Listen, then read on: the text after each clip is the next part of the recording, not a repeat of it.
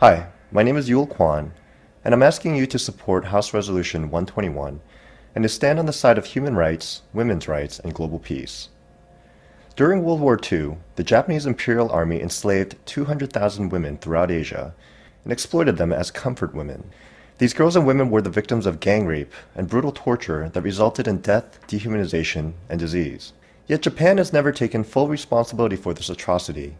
In fact, the Prime Minister of Japan and the Japanese government are now denying that the government played any role in this crime.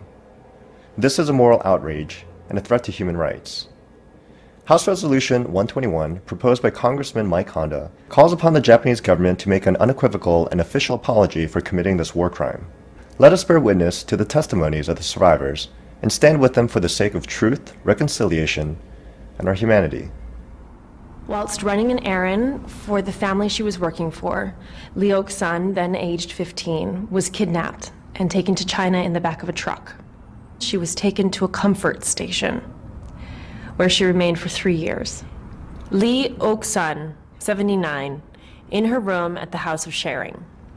Every comfort woman has her own story, but I have a very vivid memory of my story, so I'm often invited to speak by many people around the world.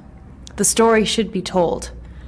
I don't want to talk about it because it is so painful and terrible, but I have to do it to protect other women from the same thing happening again. They forced us to serve 40, 50 soldiers a day. It was too much, especially for young girls. I had no time off, even when I was on my period. After a woman refused, they cut her body with a knife. Some girls were stabbed.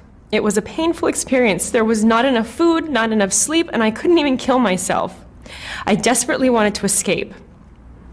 Once I tried to escape, and I actually made it to a broad road, but I failed, and I was severely beaten.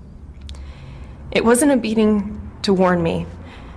Rather, they nearly beat me to death. I lost some of my hearing and some teeth. My name is Kunja Kim. I was born in Pyeongchang, Gangwon Province in 1926. I became an orphan when I was 14, and I was placed in the home of Choi Chol-ji, a colonial police officer.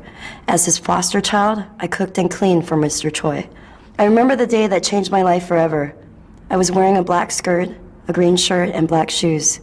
It was March of 1942, and I was 16 years old. I had been sent out of the house by police officer Choi and told that I needed to go and make some money. I found a Korean man wearing a military uniform, and he told me that he would send me on an errand, and I would be paid for this errand. I followed him, and he told me to board a train, a freight car. I did not know where I was going, but I saw 7 other young girls and another man in a military uniform on this freight train. A Japanese soldier with a ranking badge was waiting for us by a truck.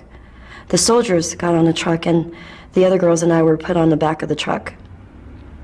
Eventually, the truck stopped in front of a house that looked like an old inn. I was later told that the name of the town was Huncheon, China.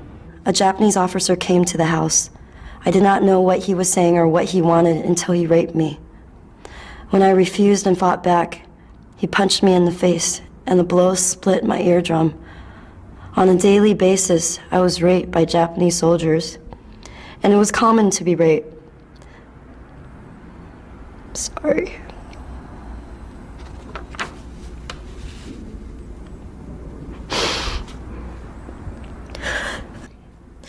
On a daily basis, I was raped by Japanese soldiers, and it was common to be raped by 20 different soldiers a day, and on some days, it was as high as 40.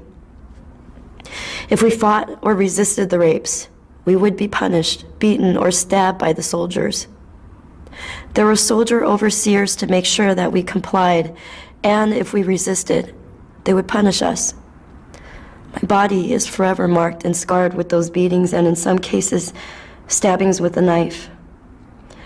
Eventually, we were moved to the front lines of the war.